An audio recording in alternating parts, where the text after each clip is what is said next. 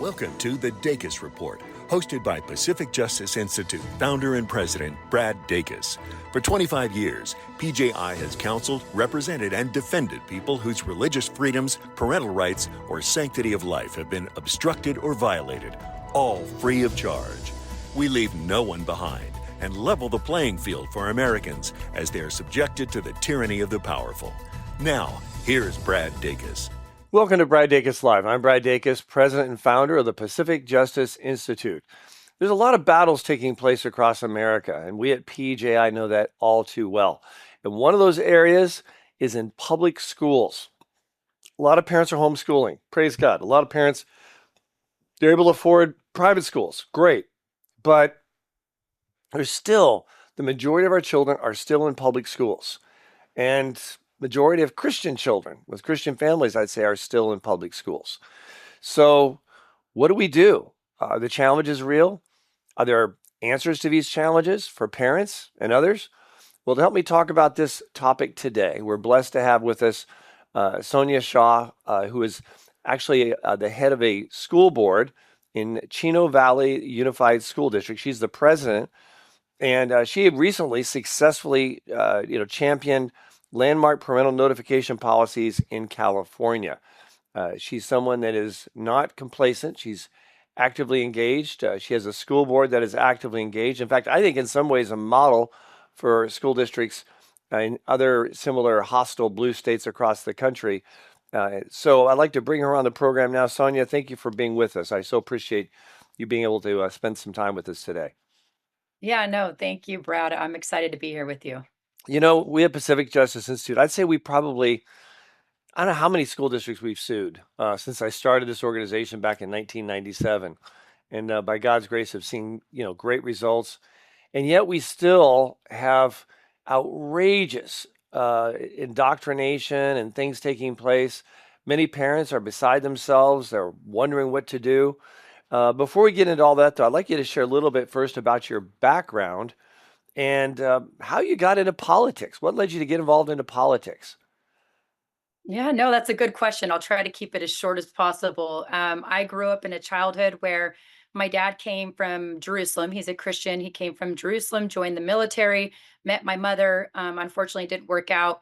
They ended up, kind of in a separation. It led my mom into having us in women's shelters and then eventually led to her drug addiction. And she died when I was very young at 9. I used to take care of my siblings.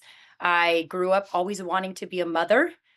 And then, when Newsom shut down the schools, you remember that because we seeked even your guys' help because we saw you guys on the front line. So it's kind of cool how God brings full circle. But when the state attacked my parental rights, my constitutional God-given rights, I was like, no, no, no, no, this is not right. My girls were in the public school system and the same one that I graduated from, where my husband and I decided to raise our family. I was a small business owner. I was room mom, art mom, PE mom, anything that wasn't funded. I was in the classroom mom until I was exited out mom. And that really honestly, truly pissed me off. And I asked for a seat at the table. Somebody said we needed to go to a school board meeting. And a bunch of us moms and one dad, I always laugh because, we had a grassroots like parent organization then because we were like, who are these people? Why are they attacking our children and our parents' parental rights? And, when we ended up at that school board meeting, wholeheartedly just asking for a seat at the table to let them know how kids were suffering, it was very clear that our school board, alongside the majority of school boards all across California, were hijacked by people who didn't even have kids. And they were, to me, we started researching, we started seeing funding, Planned Parenthood, things like these funding these people in these seats. And that was alarming. So eventually that led us to trying to reach out to legislators. And we all know the majority of legislators do not, they attack parents' rights. We've seen that with the bills. And then I just one day got so upset at our school board. And, I'm a God-fearing woman. I give my life to God and I give him my righteous anger. And I remember looking at our school board and saying, you're done. We're done. We're going to take you wouldn't give us a seat at the table. We're going to take the whole table and you're not going to get a seat at this table anymore. I went back to my seat thinking, Lord, why did I say that? Why did you have me say that? And then, that led to us parents running to people to run for school board. One, we got secured really quickly. It was a soon to be retired police officer in Chino. We love our police. We respect our police. They work, hand in hand in our community. And one of our moms is, she was, well, she still is a wife of a law enforcement officer. So it was very easy to get one candidate. And then in God's perfect timing with the maps that were just voted in, my house literally was on the line. The only map that put me in there. So our parent group was like Shaw 2022. When I kind of bullied them, I said, you know, to one of our moms, get out the maps. One of you is running, no excuses. We need two candidates, and we better pray to God we get one in to switch our majority because we had two good out of five members. And that election, we walked and knocked, and we won both seats, and we hit the ground running. Everything that they were doing wrong, we needed to get in there and stop, and then also start reversing what they did. So that's kind of how I got into politics. It was never my plan. I didn't know what the Democrat Party, Republican Party, or anything was. I just had a moral obligation and a calling on my life. Wow, that's quite a story. So you weren't, trying to groom yourself for politics at a young age and be a political science major and intern with the congressman. I mean, that's sort of what we often hear about the track, of people wanting to go into politics. You're just a mom who said, "What's going on? Enough is enough. Okay, let's change things." So you have a majority. You say a parent-friendly Yeah. majority. Now you guys That run it. year, Hmm? well, yeah, that year in 2022, we flipped our majority. We had a 4-1 at that point. We used to have a 2-3. And then this last election, we had three seats up, and they put tons of money and resources, and God let us take all five seats. So we have a 5-0 majority now. Oh, fantastic. That's great. Mhm. That's great. So, you sort of run as a slate, I guess, right? Is that sort of how you guys? Yeah, and that's kind of the coalition that obviously, I give God my yes every single day. And I saw a need for to bring us together. We have good board members throughout California. I've been able, to gratefully travel the last 15 months and find the current board members alongside the fight that we've been in. We've been able to identify some. So we're bringing them together so we can collaborate because the organizations and the legislators are on the wrong side of history. So we need to be able to work together, and then I also have a coalition growing of candidates across California so we can help get them the training and then work together and then eventually put them into our school board coalition. No, that's fantastic. I know I've heard of, I guess, the Leadership Institute out there. Yeah. They do some Yeah. great training as well, I hear, for people wanting to run for office. People have no idea what to do, how to do it. There's some great training with them as well. Now, let me ask you a question. There may be Yeah. people out there thinking, well, I'm a mom and I'm frustrated, or I'm a dad and I've had my enough with my school district. It's run by the teachers union and has Planned Parenthood and just all this radical indoctrination going on. Maybe I should run for to school board. What would you say? What are you looking for in a good school board member candidate? I mean, obviously, you probably want them to be someone of solid in their faith and their walk with the Lord. But what else would be involved? No, that's a good question because a lot of times, we have people who have a good heart, but they may not have the ability to even put the time in. So, one is to be able to find the time, which I think is hard for some people, but more importantly, not waver. We cannot make deals. We're not in a position to make deals. That's why we're in this position where kids are being harmed. But to be able to have the heart to learn. Again, you mentioned Leadership Institute. We have organizations that we have connected with that I was able to connect with, but also to get in there and really start following bills. I would say anybody who wants to be a school board member needs to start actively watching online. It's very easy, their own school board meetings, but also our legislators in the hearings and the horrible bills that they're passing. I mean, we've seen tampons in boys' restrooms. These are all laws, things that they're passing. And I really do believe in my heart that they need to start paying attention to that because then you could prepare yourself on what you're up against. Because if you don't know, you're going to get eaten alive by this because the teachers' unions that we fight every single day are vicious. So for me, I want somebody, one good candidate would be obviously the heart. Their faith is 100% important because we all know this is a spiritual battle at the end of the day and how the enemy wants our kids and the children. And then to make sure they have a heart to learn and then work together collaboratively. Because if we don't work together, it's not going to work. I mean, this is way too big And I do believe God's bringing a lot of people and awareness, obviously, and giving us the chance to fight this. Right. But they need to have a heart to learn. And I know sometimes Christians can fall prey into this mindset of, well, I want to get along with everyone, and I just want to show Jesus love with everyone, and that's good to show Jesus love to everyone. I get that, I understand that, but they extend that as I think as an excuse to being soft on what's right and versus what's wrong, and they want to compromise what's right and wrong, and they have sort of a weak spine. I hear this all the time. They say, we thought we had a solid majority, but this person, she goes to my church or he goes to my church and he just, kowtows to the other side. He just sort of doesn't want to offend anyone.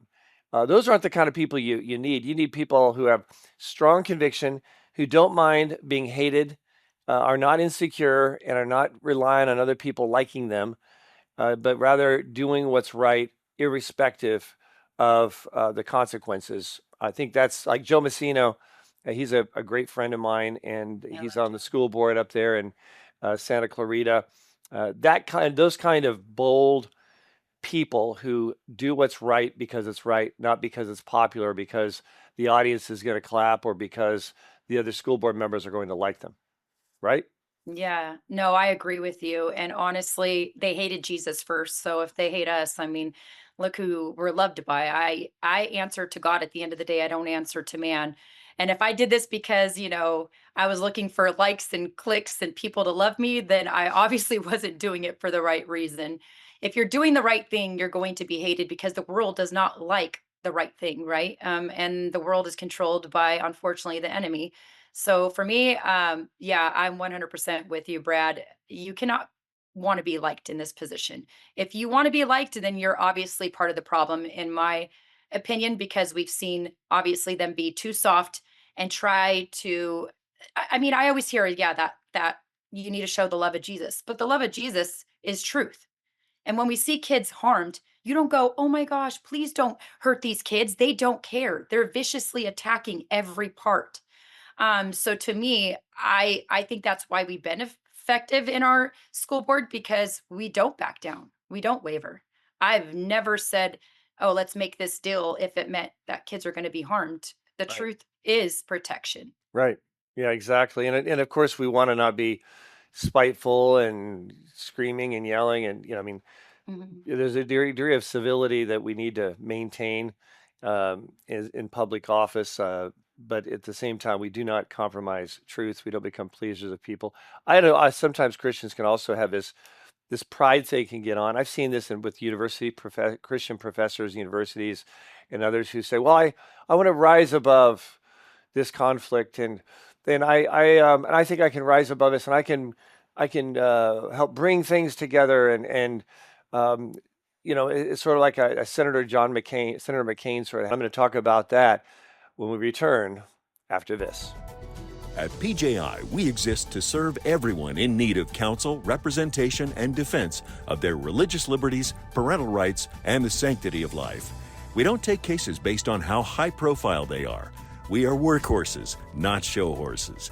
Keep current on PJI's work on all the legal challenges we face on a daily basis by signing up for our Legal Insider email newsletter at pji.org.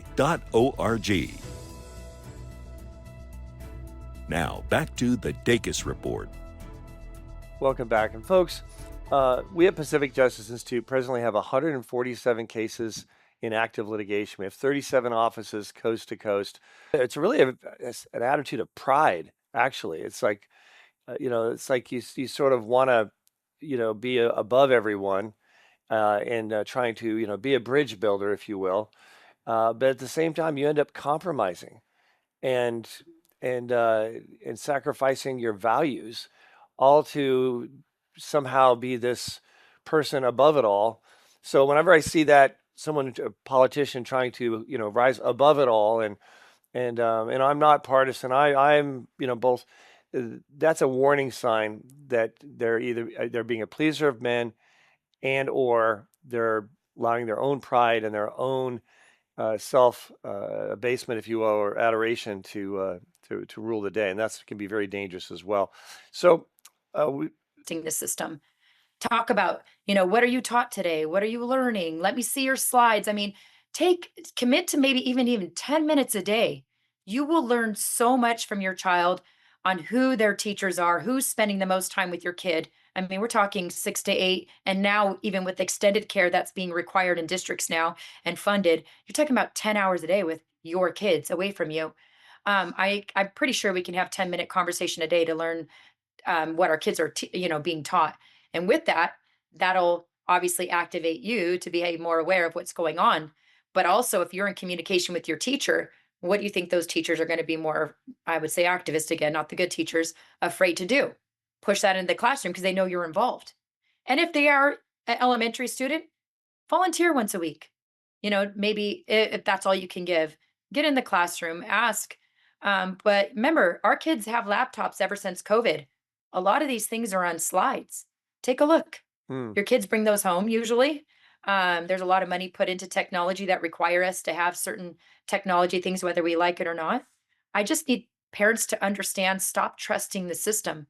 I tell them again in Chino, we can't do it unless you're telling us what's happening locally in your kid's classroom, right?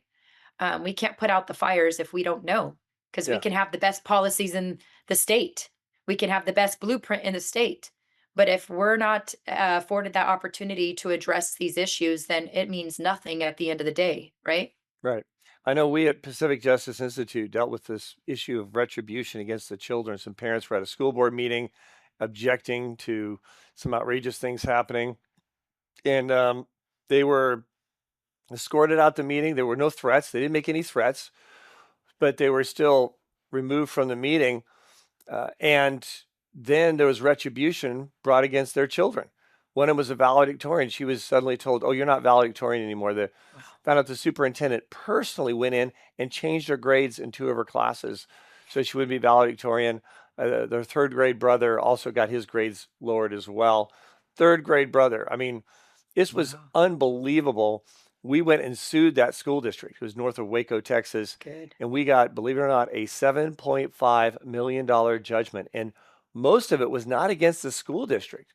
It was against the superintendent in his personal capacity. And he thought, oh, I'm going to be immune.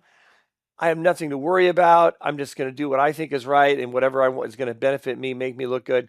Well, he's got mud all over his face. And I just want to encourage parents out there, if you see what's going on, don't let the fear of retribution keep you from standing up for your rights, standing up for your children. And we at Pacific Justice can help you do that completely without charge. It's a great case, great win. Of course, school district superintendent, they're appealing it, but it definitely sent shockwaves, I think, across America to school districts Mhm. to know that you bring retribution against kids, there's a price you're going to pay, possibly a very, very big price. Now, girls' sports protections. I know that's a real important issue. We at Pacific Justice, we work with 6 states to pass laws, and we helped them actually write it, legislation that would prevent boys from competing in girls' sports. Another 5 states copied now. All the red states, I think, have adopted this. It's now a penny before the Supreme Court. Two of the states that we defended, Idaho, we helped Idaho and West Virginia are involved in the case, and they passed these laws to protect girls and girls' sports. I'm optimistic. I think the Supreme Court's going to come down with a decision personally, and I think and say not only can states do this, protect girls and girls' sports, I think there's a good chance they're going to say they must do it under Title IX of the federal civil rights statute. I'm somewhat optimistic, so we'll see what comes down. It could come down very soon, any day now. But I want to talk about what your school district did. You didn't wait around for this case or any other case. You didn't wait for the state legislature or for Governor Gavin Newsom to change his ways. What did you do to help protect girls and girls sports as a matter of policy? Yeah, so a lot of things, but I do want to say when I was a school board member, before I was a school board member, when I was a mother watching Biden trying to pervert Title IX and get the wording changed. Remember how I told you about sex and gender? And he was trying to get the word sex changed to gender so it can open up the gateways at the federal level, right? I remember standing in front of my school board. I still have the recorded video that someone sent me, and I was begging them to go on the portal and be the voice of us and protect our daughters back then. And that's before I realized the bigger machine that was attacking our young daughters here all across the nation, not just California. So when I got in as a mother of two female athletes, I mean, you can imagine I've watched my baby since the age of 3 kicking around soccer balls, and now flag football and soccer together. I've watched blood, sweat, tears, sacrifice, time away from friends, never having a family vacation because we're going to soccer games. I watched my kids give their whole heart, but our family gave their whole heart, and never ever would I ever allow my girl to step on that field with the boy. You better believe I would get in the middle of the field and not move until they removed me forcefully or something, because not on my watch. So I'm very passionate about this. With our school district, I've said it out loud plenty of times. You know, boys do not go into each other's into the girls' restrooms and vice versa, into the locker rooms. I've heard too many horror stories.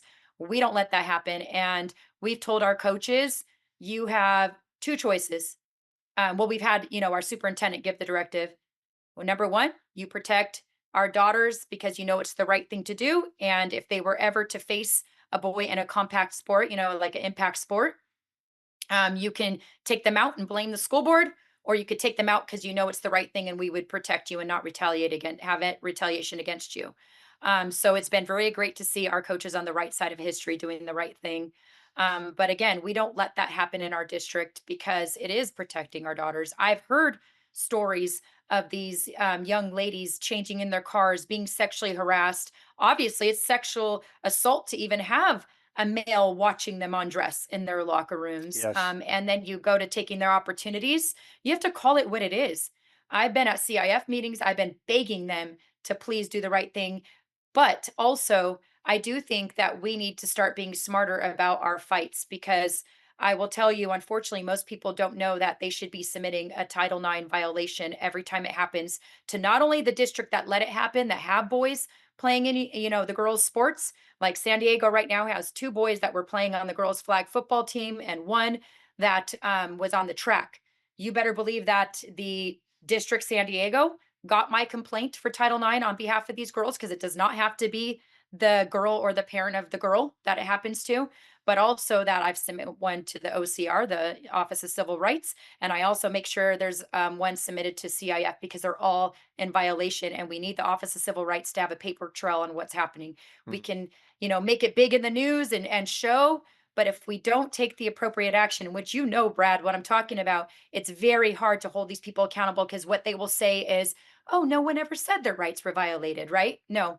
Go look at your inbox. Go look at your response to me that said there was no violation. This is California law, whatever they may want to claim that they have the ability to do, this unjust, act on our daughters here in California. We need to start working smarter for our girls. And if they're scared to submit it, I beg people in groves to start submitting it on behalf of these girls. I've heard too many horrible stories. I've sat with these girls. I've been the voice, but they've also been the voice in themselves. And when adults sit back and let children fight this fight, we have lost our ways in society. Right. And this is a basic human right that should have never had this fight here in California. But this is one thing I told them, along with parents' constitutional rights. This is the hill. We're not moving anywhere. We're not going anywhere. And it's a national attack. It's not just California. You've seen it. So I am very passionate, but we don't let it happen in Chino. But again, prayfully, God gives me that position at the state level, because we will not have it at the state level. I will direct every school district with, gratefully, if we have Michael Gates as the Attorney General, and then you guys as protection, for us to have good lawyers protecting us at a bigger level. Dang, can you imagine what we can do? We can solve it on day one. That's it. It's done. Yeah. But don't get me started with this one. This one, I'm like, come on, guys. Yeah. Everybody in California, they say it's an 80-20 issue. I would actually argue that it's even a 90-10, Yeah. and that's only because the 10% is insane. Yeah. Well, I agree with you on that. And I'm really glad you're not silent about your school districts handling it. And I just want to tell parents out there, if you know of someone who needs assistance, if you know of a school district that's doing this, or in subjecting your children in particular to this kind of a risk in any way, shape, or form, or your school, contact us. Let us know. Go to pji.org, pji.org. Sonja Shaw, thank you so much for being on the show, and keep up the great work. God bless. Thank you. Remember Isaiah 6:8. Lord, send us. Give God your yes every day. Let's fight this good fight together. You got it. Take care. Thank you. Thank you. So, folks, there you have it. It's our God-given freedoms we're talking about. Now, let's choose to keep them. I'm Brad Dacus, president of the Pacific Justice Institute. Let's continue the fight for your freedoms. We would love the opportunity to continue to serve you. Just visit pji.org and click the Legal Insider button to sign up for our email newsletter. At PJI, we help individual employees, employers, business owners, pastors, students, citizens of every stripe through our practical resources, counsel, representation, and defense, all free of charge at pji.org. PJI is an island of stability and assurance in our ever-churning sea of legal and societal chaos. We are here for you. So, folks, just remember, it's our God-given freedoms we're talking about. Now, let's choose to keep them. I'm Brad Dacus, president of the Pacific Justice Institute. Let's continue the fight for your freedoms.